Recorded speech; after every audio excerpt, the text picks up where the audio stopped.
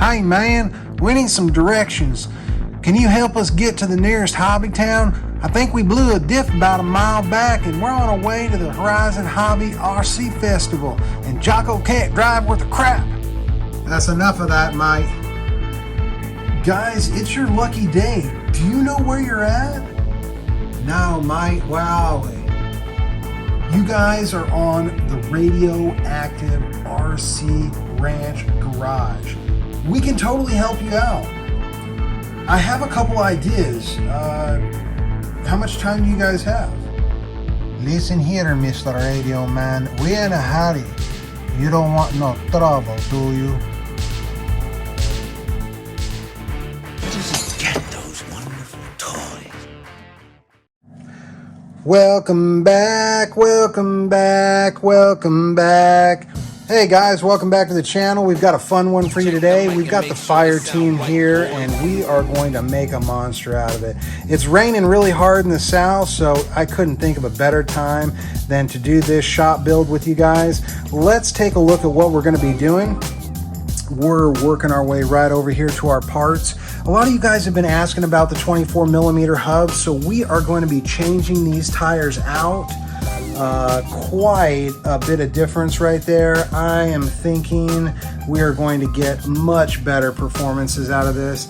We have got our Just Bash It hubs, and these are a 17 to 24mm hub with a 10mm extension. We've got our Rovin wheel caps. I think you should always use the wheel caps. Keep the dirt out of your hub system. It makes it a lot easier, especially with the Arrmas with that screw right there in the middle. We are going to be doing a complete differential change. We're going to be putting 500K in the center along with 50K in the front and the back. You guys should never run your RC without getting in the differentials first. It's just an absolute must. I don't care what brand of RC it is. We are going to be upgrading our motor to a 1700 kV Raystar motor, a little bit longer can, a little bit more torque. We're going from a 2050 to a 1700 kV. If you guys are not familiar with the kV on a motor, that is the amount of RPM that you're going to be turning per volt. So it's a very easy calculation to come up with. We have got an upgraded pinion, a hard pinion we're going to be putting on. We're going to be using a 15 tooth pinion because we got to take into account that our RPMs are going to be much lower on a lower kV motor. However, we're adding a 1/2 inch diameter on the wheels. So these two screws, probably one of the most important parts about this video, guys. Stay tuned to find out where these screws need to be replaced to save yourself wrench time and heartache down the line. So very, very good tip today. We are using a 25 kg Amazon Special servo. I've never had one die, guys. You don't have to spend big bucks on the servo to get the power and performance that you want. This is about as big of a wheel and tire combination as I would use on these. Anything after this, I would go to the 35 kg, but this will do the job. All right, guys, let's not delay anymore. Let's make this stock FireTeam into a beast. Put that body aside. As you can see, bone stock out of the box. We've never driven it. It has just been on the shelf and waiting for a rainy day opportunity like today. There are a couple upgrades that I think are worth doing that we're not doing today that we will be doing in the future. All of my 6S Arrmas that are not EXBs have these two center braces right here. Hot Racing makes a great aluminum brace kit. I think that they're in every single one of my Arrma RCs that are not the EXB version. Of course, the EXB version comes like that, but these plastic center braces, absolutely no good. Speaking of those plastic braces, I gotta tell you, I am getting into the Losi DBXL 2.0, and wow, there's a lot of plastic in there. Just Not complaining, but buyer beware. When you buy an RC, always check and see how much plastic you're going to be replacing. A lot of people don't do that, but that's where you end up with differential problems and different things happening down the road. All right, so first things first, we're going to be replacing this servo, and we need to get a couple things off. We need to get our receiver box opened up. We need to remove these two pieces, which are new for Arrma, and we're going to make it a little bit easier to get this motor out of place. And let's go ahead and do that. And all right, guys, we got a couple things off of it. Let's show you what we've done here. I have everything that I pulled off laid out before you. We've got our steering servo right here. This was right up here on the motor. As you can see, we've got a couple of those for the body. And we've got our receiver lid off. And I recommend you guys put the screws back in where you guys have pulled everything off. There's a lot of screws to keep up with, and that's a lot for anyone. So those are what we have pulled off. We've got our motor wires disconnected there. So really it is ready to take to the next step. Let's get this new servo into this ride. All right, guys, we got it all installed. We've got our new servo horn on there. Of course, the Spectrum won't work with the aftermarkets. I want you to note how we've got this kind of snaked through here. There is a little clip right here. You need to make sure that it's clear, the drive shaft in there. And over on this side, note the styrofoam on the receiver box. You've got to make sure that that foam is all around those wires nice and neat. Otherwise, your rig won't be waterproof. So, all right, guys, on to the motor. All right, guys, moving right along. As you see, we got the heat gun out. We did remove the diff cover up here. As you can see, we got everything exposed in there, which right on for Arrma making an aluminum center diff for this. Excellent. As you can see, we had to apply a little bit of heat to these two screws. Sometimes you even need to apply a little bit of heat to these guys. So these are the screws that came out of that motor mount. As soon as you guys get these screws out of that motor mount, I want you guys to throw them away, okay? You guys will see why later. So, all right, guys, moving on. We are about to crack open this center diff and see if Arrma is still just lightly glazing the differentials with differential fluid. So, all right, guys, just a couple seconds and we'll be right back. All right, guys, we got the motor out. We'll give you a quick comparison. The can size is almost identical. I believe this new one is 2 millimeters longer, but you can see it's relatively the same size. It's just the KV that matters. Something else I want to point out to you guys, if you guys aren't using grub screws with this special Loctite on it, you're wasting your time and money. You're going to end up stripping or having your pinion come off at some point or another. This is the only thing that I have found that really works. So, all right, guys, now let's get into this center differential and see what we see. I can't say that I'm surprised, guys.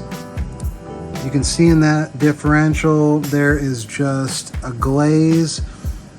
I can tell you there's a little bit more than there used to be, but still, that is certainly not a full differential. So we're going to put some 500K in it and button it up and put it back in. All right, guys, we got it all buttoned up here, and as you can see, we've got a little bit of seepage right there, as well as some seepage around the screw holes. You should have that. If you haven't had any seepage out of your center diff after changing your fluid, you haven't put in enough. So make sure to be generous about it. Wipe it clean.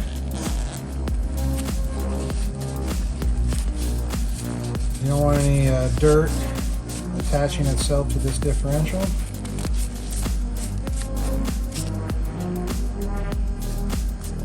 Alright, and the last thing you want to do is go ahead and twist that and make sure that everything is operating as it should in the center diff, and it is ready to go back in.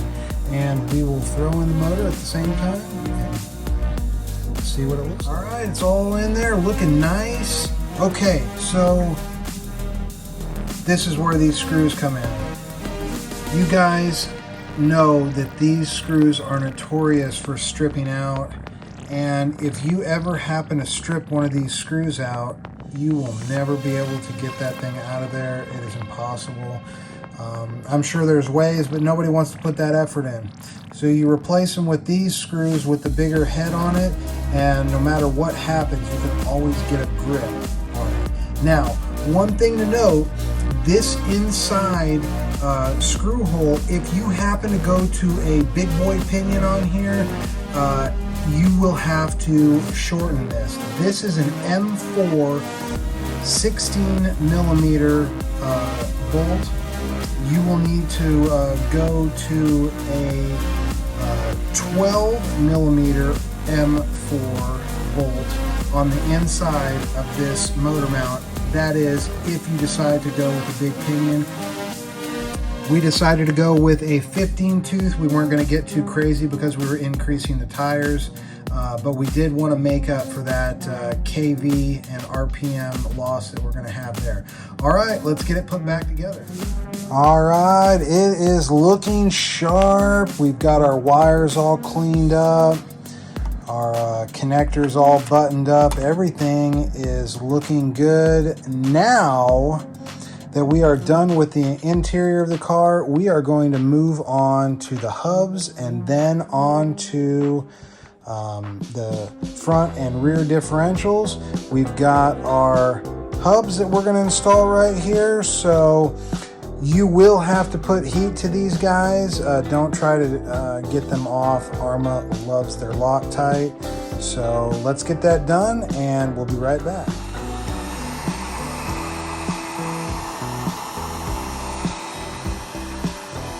What do you guys think? Are you guys liking these 24 millimeter setups?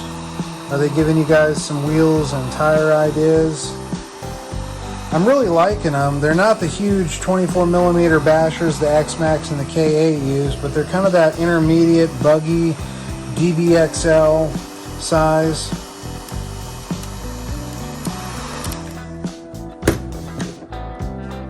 Let's see if we can get this guy off here. All right, guys, everything's looking good. Look at those new hubs and wheel nuts. Those are looking great. Everything on the car looks great. We are almost done. All we have to do is get into this front and rear differential and let's get it done. All right, guys, we got it out of the diff housing and everything looked nice and greased on the outside, but it is lacking just a little bit of diff fluid. This is actually the best Arrma diff I have ever seen from the factory. It had just slightly a little bit more fluid than the center diff, but no worries. We are going to put our 50K in there and get her done. So really easy setup. You guys can get this diff off without undoing the shocks or anything. All it takes is undoing the sway bar, 4 bolts right here, and taking off the bumper. So let's get some diff fluid in that diff and get this thing back together and start on the front. All right, guys, the back is all buttoned up. We are done. We have one more diff to do and we're gonna see what this thing actually looks like with these new wheels and tires and hub setup. I am very anxious. I haven't seen one on a video or even in a picture with 24 millimeter hubs and wheels and tires, so let's get to it. We got the front all taken apart and this was one of the easiest diffs I've ever had to get into. 1 bolt for the shock tower here, 4 bolts to get the diff cover off, and that was it. Real easy to do. This one did not have as much, well, I guess it's about the same as the rear, give or take just a little bit. Still just a little bit on the light side, but Arrma is getting it. We need diff fluid in these differentials in order to not blow tires and be able to control our ride. So let's get some diff fluid in this and get it buttoned back up.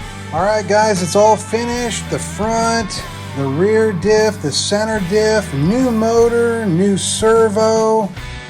We've got all the proper fixings on it. It is ready to go. You see we got the big boy bolts in it. This motor mount will never strip out. We've got our hubs installed. There's only one more thing to do, guys. Let's get these tires on it. Let's get the body on it, and let's see what we've got. Well, the build's all done, guys, and I think it looks excellent. Look at these wheels and tires. There is something about 24 millimeter wheels that just look so great on a 1/6, 1/7, 1/8 scale RC. And if you guys want a tire comparison here, these right here, these are the factories. And if you put them even, well, there's about a 1/2 inch difference. About the same width, but which one looks better? This one, you can barely squeeze.